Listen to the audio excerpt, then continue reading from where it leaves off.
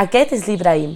Avui estrena pantalons perquè després té un sopar. Una jugadora passa per la grada i li tira el seu refresc a sobre. ¿Pero qué haces? Los pantalones son nuevos, los vas a pagar tú.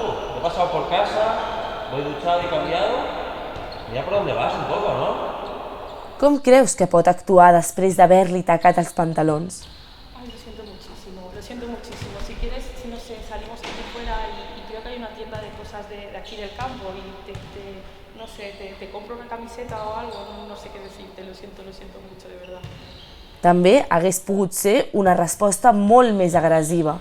Bueno, chico, que tampoco hay para tanto, que es un poco de agua, que no ves que hace sol, yo qué sé, que no sé, déjame pasar, que me has dado.